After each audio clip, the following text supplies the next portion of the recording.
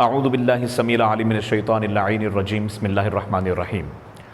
سب سے پہلے میرے تمام دیکھنے والوں کو السلام علیکم ورحمۃ اللہ وبرکاتہ۔ آپ دیکھ رہے ہیں میرا یوٹیوب چینل اور میں قاری محمد اویس قادری اسلمی۔ ناظرین کرام، جیسا کہ آج ہمارا جو لیسن ہے وہ اجتماع ساکنین کے بیان میں ہے۔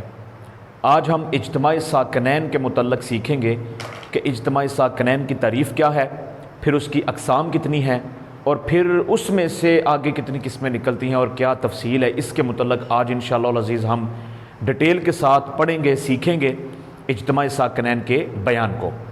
تو آئیے سبق کی طرف چلتے ہیں۔ ہمارا جو آج کا لیسن ہے وہ لیسن نمبر 52 اجتماع ساکنین کے بیان میں ہے۔ تو سب سے پہلے تو ہم پڑھیں گے اجتماع ساکنین کی تعریف۔ سب سے پہلے ہم کیا پڑھیں گے؟ اجتماع ساکنین کی تعریف۔ اجتماع ساکنین کہتے کسے ہیں؟ تو یہ میں نے صرف اور صرف یہ آپ لوگوں کی جو ہے وہ آسانی کے لیے بورڈ کے اوپر لکھتا ہوں، تاکہ سمجھنے میں، سمجھانے میں، پڑھنے میں، پڑھانے میں تھوڑا کیا ہو جائے، نہایت آسان ہو جائے، بجائے اس کے کہ میں اگر آپ کو زبانی سمجھاؤں تو صرف آپ کی یہ باتیں میری جو ہیں وہ اوپر سے کیا نہیں ہوں گی، گزریں گی۔ تو اس لیے میں اوپر لکھ دیتا ہوں تاکہ آپ کے پڑھنے اور سیکھنے میں کیا ہو جائے، آسانی ہو جائے۔ تو ناظرین کرام، سب سے پہلے ہم پڑھیں گے اجتماع ساکنین کا بیان۔ اجتماع ساکنین کسے کہتے ہیں؟ تو دیکھیے اوپر سب سے پہلے تعریف ہے اجتماع ساکنین کی۔ اجتماع ساکنین کہتے ہیں ایک یا دو کلموں میں دو ساکن حروف کے اکٹھے ہونے کو اجتماع ساکنین کہتے ہیں۔ ایک یا دو کلموں میں، ایک کلمے میں یا دو کلموں میں، ایک کلمے میں یا دو کلموں میں دو ساکن حروف اکٹھے ہو جائیں تو وہاں کیا ہوگا؟ اجتماع ساکنین ہوگا۔ یعنی ایک حرف میں دو ساکن حروف آ جائیں یا دو کلموں میں، ایک کلمے میں یا دو کلموں میں دو ساکن حروف، ایک نہیں دو، کیونکہ اجتماع ہے نا، تو اجتماع کا مطلب ہوتا ہے جمع ہونا۔ تو جب ایک ساکن اور پھر ایک اور ساکن جمع ہو جائیں تو اسے اجتماع ساکنین کہیں گے، چاہے وہ جمع ایک کلمے میں ہو یا دو کلموں میں ہو۔ ایک کلمے میں یا دو کلموں میں دو ساکن حروف کے اکٹھے ہو جانے کو اجتماع ساکنین کہتے ہیں۔ اجتماع ساکنین کی تعریف کیا ہے؟ بولیے ذرا۔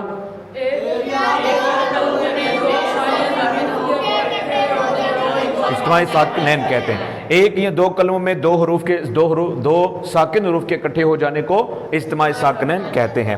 تو آگے آ جاتی ہیں اجتماع ساکنین کی دو قسمیں۔ ٹھیک ہے، پہلے تو ہوگی تعریف۔ اجتماع ساکنین کی تعریف سمجھ میں آ گئی ہے؟ ایک کلمے میں یا دو کلموں میں دو ساکن حروف کے اکٹھے ہو جانے کو اجتماع ساکنین کہتے ہیں۔ آگے کہتے ہیں اجتماع ساکنین کی دو قسمیں ہیں۔ نمبر ایک، اجتماع ساکنین علی حدہ، اجتماع ساکنین علی غیر حدہ۔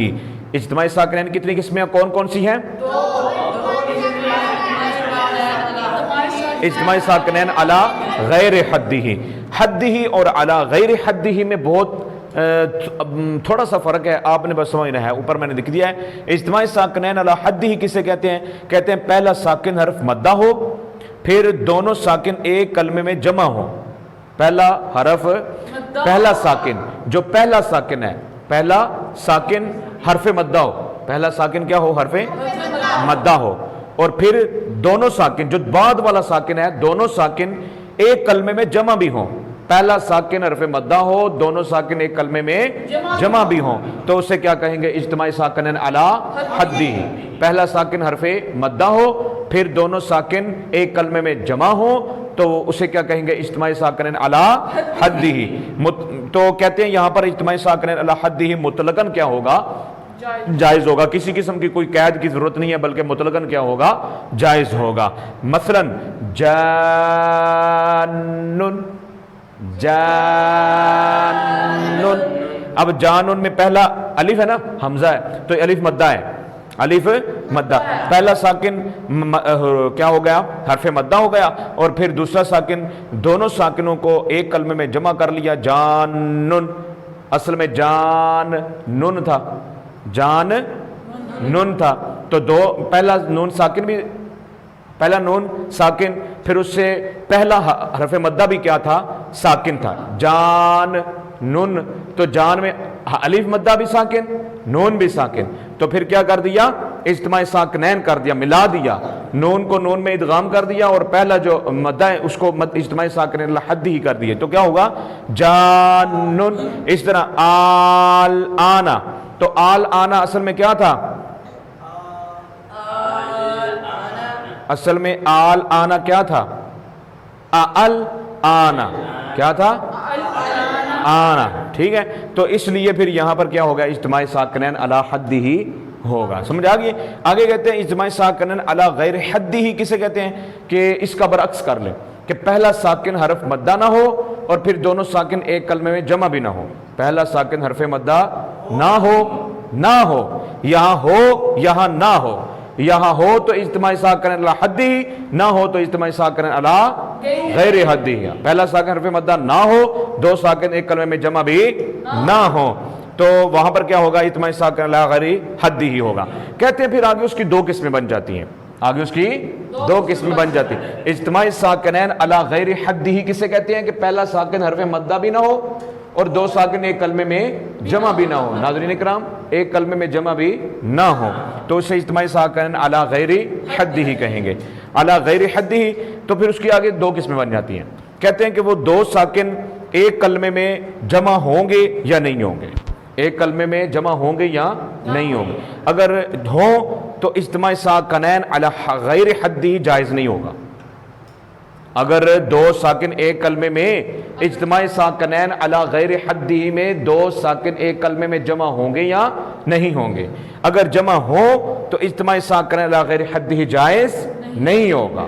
اگر نہ ہو تو پھر اس کی 6 صورتیں بنتی ہیں. اجتماع ساکنین علی غیر حد ہی، دو ساکن ایک کلموں میں جمع ہوں گے یا نہیں ہوں گے. اگر جمع ہوں تو اجتماع ساکنین علی غیر حد ہی جائز نہیں ہوگا. اب صرف وہ وقف کی حالت میں کیا ہوگا؟ جائز ہوگا. جیسے فکر اور ذکر، فکر اور ذکر. آگے کہتے ہیں اگر دونوں ساکن ایک کلمے میں نہ ہو تو اس کی 6 صورتیں بنتی ہیں. ہوں گی یا نہیں ہوں گے؟ دو ساکن ایک کلمے میں جمع ہوں گے یا نہیں ہوں گے. پہلے تو اجتماع ساکنین کی دو قسمیں، پھر اجتماع ساکنین علی غیر حد ہی کی آگے کیا بن جاتی ہیں؟ دو قسمیں بن جاتی ہیں کہ وہ دو ساکن اجتماع ساکنین علی غیر حد ہی کلمے میں جمع ہوں گے یا نہیں ہوں گے. اور ہوں گے تو جائز اجتماع ساکنین نہیں. اگر جمع ہو گئی تو اجتماع ساکنین علی غیر حد جائز نہیں ہوگا. اور اگر دو ساکن ایک کلمے میں جمع نہ ہو تو اجتماع ساکنین علی غیر حد ہی کی کتنی صورتیں بنتی ہیں؟ 6 صورتیں بنتی ہیں. بڑا ایزی سبق ہے. ادھر دیکھیں، پہلا ساکن حرف مدہ ہو، پہلا ساکن حرف کیا ہو؟ حرف مدہ ہو. تو حرف مدہ یعنی پہلا ساکن حرف مدہ ہے نا، تو اس ساکن کو گرا دیں گے. اس ساکن کو کیا کر دیں گے؟ گرا دیں گے. جیسے قالوا ادخلوا، قالوا ادخلوا. اب یہ دیکھیں واو مدہ ہے نا، یہ قالوا میں لو میں واو مدہ ہے، ٹھیک ہے؟ تو واو مدہ پہلا ساکن ہے. دو دال بھی ساکن ہے، واو بھی ساکن ہے. دو ساکن جمع ہو گئے ایک کلمے میں، ایک کلمے میں، ٹھیک ہے؟ تو وہاں پر دیکھیں واو ساکن ہے، واو ساکن ہے اور حرف مدہ ہے. تو اس واو کو گرا دیں گے تو کیا پڑھیں گے؟ قالوا ادخلوا، قالوا ادخلوا. کیا پڑھیں گے؟ قالوا دخلوا پڑھیں گے، لدخلوا پڑھیں گے. یہ قاعدہ ہے کہ دو ساکن ایک کلمے میں نہ ہو تو اس کی 6 صورتیں بنیں گی. پہلی صورت پہلا ساکن حرف، کیونکہ ادخلوا علیحدہ کلمہ ہے اور قالوا علیحدہ کلمہ ہے، لیکن اوپر قید کیا لگائی ہے کہ دونوں ساکن ایک کلمے میں نہ ہو. دونوں ساکن ایک کلمے میں، ظاہر ہے ایک کلمے میں نہیں ہے. قالوا علیحدہ ساکن، یہ واو علیحدہ کلمے میں ہے اور دال علیحدہ کلمے میں ہے. ایک کلمے میں جمع نہیں ہے. لیکن یہاں پر فکر ایک کلمے میں جمع ہے. کاف بھی ساکن ہے، را بھی ساکن ہے. میری بات سمجھ میں آ رہی ہے کہ نہیں آ رہی؟ ناظرین اکرام، بڑا آسان سبق ہے. اجتماع ساکنین علی غیر حد ہی ایک کلمے میں جمع ہوں گے یا ایک کلمے میں جمع نہیں ہوں گے. کیوں حیرت میں گم ہو جاتے ہیں؟ مشکل تو ہے نہیں ہے. اجتماع ساکنین علی غیر حد ہی ایک کلمے میں جمع ہوں گے یا نہیں ہوں گے. ایک کلمے میں جمع کی مثال فکر اور ذکر، اور ایک کلمے میں جمع نہ ہونے کی مثال قالوا ادخلوا. تو اس کی 6 صورتیں ہیں نا. پہلی صورت کیا ہے کہ پہلا حرف ساکن حرف مدہ ہو تو پہلے ساکن کو کیا کرا دیں گے؟ گرا دیں گے. قالوا ادخلوا بن جائے گا. دوسرا صورت کیا ہے؟ پہلا ساکن جمع کی میم ہو، پہلا ساکن جمع کی میم ہو تو اسے ضمہ دیں گے. جیسے علیکم الارض، علیکم اب علیکم جمع کا صیغہ ہے، علیکم جمع کا صیغہ ہے تو علیکم تھا، علیکم تھا، میم ساکن تھا نا، میم ساکن تھا. تو اب اس صورت میں اس کو کیا دیں گے؟ پیش ضمہ دیں گے. تو کیا بن جائے گا؟ علیکم الارض. تیسری صورت کیا ہے؟ پہلا ساکن من کا نون ہو، من کا نون ہو تو اسے کیا دیں گے؟ فتح دیں گے. من النبیین نون ساکن تھا نا, نون ساکن تھا, نون پہلا ساکن من کا نون ہے, من کا نون ہے نا پہلا ساکن, تو اب اسے کیا دیں گے؟ فتح. من النبیین, ٹھیک ہے. جمع کی میم ہو تو ضمہ, من کا نون ہو تو فتح. آگے کہتے ہیں پہلا ساکن واؤلین جمع کا ہو تو اسے ضمہ دیں گے. واؤلین کیا ہو؟ جمع کا ہو تو اسے, جیسے تخشون, اب تخشون جمع ہے نا, تخشون کیا ہے؟ جمع ہے, تو واؤلین آ گیا ہے. واؤلین کسے کہتے ہیں؟ واؤ ساکن اور ما قبل کیا ہو؟ زبر ہو. واؤ ساکن سے پہلے زبر ہو تو واؤ لین. تو اب یہ جمع میں آ گیا ہے, جمع کا واؤ ہے, واؤ لین جمع کا کیا ہے؟ واؤ ہے, تو اسے کیا دیں گے؟ ضمہ دیں گے. تخشون الناس, تخشون الناس, ٹھیک ہے. پہلا ساکن واؤ لین جمع کا ہو, واؤ لین جمع کا ہو تو اسے ضمہ دیں گے. تخشون الناس بھی پڑھ سکتے ہیں, تخشون الناس, تخشون الناس. پہلے تخشون تھا نا, واؤ ساکن تھا, تو اب اس کو کیا دیں گے ہم؟ ضمہ دیں گے. تو کیا پڑھیں گا؟ الناس. آگے کہتے ہیں پانچویں صورت ہے, پہلا ساکن الف لام میم کی میم ہو, الف لام میم کی کیا ہو؟ میم ہو, تو اسے فتح دیں گے. جیسے الف لام میم, سورۃ آل عمران شروع کرتے ہیں تو آپ کیا پڑھیں گے؟ الف لام میم اللہ لا الہ الا هو الحی القیوم. سمجھا گیا نا؟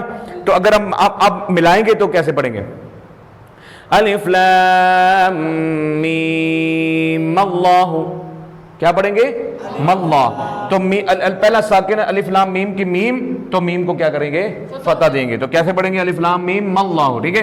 آگے کہتے ہیں پہلا ساکن مذکورہ کے علاوہ, یعنی یہ جتنے حروف, یہ پہلی صورت, دوسری صورت, تیسری صورت, چوتھی صورت, پانچویں صورت, ان پانچوں کے علاوہ ہو تو کسرہ دیں گے. پانچوں کے علاوہ ہو تو کسرہ دیں گے. جیسے انر تب تم, انر تب تم, انر تب تم. تو یہ نون ساکن تھا, نون کیا تھا؟ پہلا حرف پہلا ساکن تھا, تو مذکورہ کے علاوہ کوئی بھی نہیں ہے, نہ واو لین ہے, نہ من کا نون ہے, نہ جمع کا میم ہے, نہ حرف مدہ ہے, نہ جو ہے وہ الف لام میم کے میم ہے. یعنی ان کے علاوہ آ گیا نا, پانچ صورتوں کے علاوہ کوئی آ گئی ہے, تو یہاں پر کیا کریں گے؟ کسرہ دیں گے. تو کیسے پڑھیں گے؟ انیر تب تم, انیر تب تم. تو ناظرین کرام, آج کا لیسن ہمارا کمپلیٹ ہو رہا ہے کہ اجتماعی ساکنین کا بیان. اجتماعی ساکنین کی تعریف بھی آپ نے پڑھ لی, اجتماعی ساکنین کی دو قسمیں بھی پڑھ لی, ان کی مثالیں بھی آپ نے پڑھ لی. پھر اجتماعی ساکنین علی غیر حد ہی کی آگے دو قسمیں ہیں. ان دو قسموں میں جو پہلی قسم ہے وہ تو مطلقاً جائز نہیں ہوگی, اور جو دوسری قسم ہے اس کی 6 صورتیں بنتی ہیں. پہلی ساکن حرف مدہ ہو تو گرا دیں گے, دوسرا پہلا ساکن جمع کی میم ہو تو ضمہ دیں گے, پہلا ساکن من کا نون ہو تو فتح دیں گے, پہلا ساکن واو لین جمع کا ہو تو ضمہ دیں گے, پہلا ساکن الف لام میم کی میم ہو تو فتح دیں گے, پہلا ساکن مذکورہ حروف کے علاوہ ہو تو اسے کسرہ دیں گے. جو میں نے مثالوں کے ساتھ آپ کو کیا کیا ہے؟ سمجھایا ہے. تو ناظرین کرام, جس کو ہم معمولی سا لیسن سمجھتے ہیں یا معمولی سا علم سمجھتے ہیں وہ معمولی نہیں ہے. جیسے کہ ایک ان پڑھ آدمی کے لیے انگلش کا مضمون بڑا ڈیفیکلٹ ہوتا ہے, مشکل ہوتا ہے, سائنس بڑا مشکل جو ہے نا وہ کیا ہوتا ہے؟ لیسن ہوتا ہے. یعنی جو اس سے واقف نہیں ہے, جو واقف نہیں ہے, اس کو پڑھا ہوا اس نے نہیں ہے, تو اس کے لیے وہ کیا ہے؟ مشکل ہی ہے. کوئی بھی علم جب آپ نے وہ پڑھا نہیں ہوا تو وہ آپ کے لیے مشکل ہی ہے, اور جیسے ہی آپ تھوڑی سی لگن کے ساتھ اس کو پڑھنا شروع کرتے ہیں تو وہ علم آپ کے لیے کیا کر دیا جاتا ہے؟ آسان کر دیا جاتا ہے. تو پھر انگلش بولنے والا بھی انگلش بولتا ہے, اور سننے والا کہتا ہے یار اس کو انگلش کیسے آتی ہے.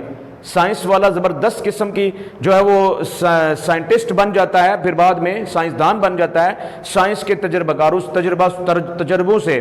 تو بعد میں ہم کیا کہتے ہیں؟ او یار اس کو اتنا مشکل کیسے لیسن سبق یاد ہو جاتا ہے, ٹھیک ہے. اور ریاضی جو ہے, جس سے تقریباً 80 سے 70% جو نوجوان ہیں وہ بھاگتے ہیں, اور اکثر کئیوں کا تو دلچسپ سبجیکٹ ہوتا ہے اور کئیوں کا دلچسپ سبجیکٹ نہیں ہوتا. تو جس کے لیے سبجیکٹ شوق بن جاتا ہے وہ اس کے لیے آسان ہو جاتا ہے, اور جو پڑھنا ہی نہیں چاہتا تو وہ اس کے لیے کیا رہتا ہے؟ ڈیفیکلٹ. اسی طرح علم التجوید بھی ان علوم میں سے ہے جو آپ کو شروع میں تو بڑا مشکل لگے گا, اور آپ ایسا بھی ہوتا ہے کہ ویڈیو آپ کے سامنے آتی ہے اور آپ سمجھیں گے کہ یار اتنا مشکل لیسن کون سنے اور کیسے یاد کریں, تو آپ آگے اس کو درگزر کر دیتے ہیں، اگنور کر دیتے ہیں۔ جبکہ آپ تھوڑا سا بھی دلچسپی لے کے اس کو سننا شروع کرتے ہیں، 2 3 4 لیسن آپ نے سنے ہیں مسلسل، پھر بعد میں آپ کا شوق بن جاتا ہے، تو وہی چیز آپ کے لیے کیا ہو جاتی ہے؟ آسان۔ جبکہ جس طرح میرا یہ پیشن ہے اور میری یہ فیلڈ ہے تو میرے لیے یہ آسان ہے، کیونکہ میں نے اس کو شوق سے پڑھنا شروع کیا ہوا ہے، شوق سے پڑھانا شروع کیا ہوا ہے۔ تو اسی طرح جو کوئی بھی علم دنیا کا آپ شوق سے اس کو پڑھنا شروع کرتے ہیں تو ناظرین کرام وہ آپ کے لیے کیا ہو جاتا ہے؟ آسان کر دیا جاتا ہے۔ تو اسی لیے آپ نے اس میں دلچسپی دکھانی ہے، ذوق دکھانا ہے، ٹھیک ہے، اس کا مظاہرہ کرنا ہے انشاءاللہ العزیز۔ بس نیت یہ ہو کہ اللہ کی رضا کے لیے میں کیا کروں گا؟ قرآن کریم کو تلفظ کے ساتھ پڑھوں گا تاکہ میں اس سے کیا کر سکوں؟ ہدایت حاصل کر سکوں۔ مجھے دعاؤں میں یاد رکھیے، اگلے لیسن میں انشاءاللہ العزیز ملاقات ہوگی۔ اللہ حافظ، السلام علیکم ورحمۃ اللہ وبرکاتہ۔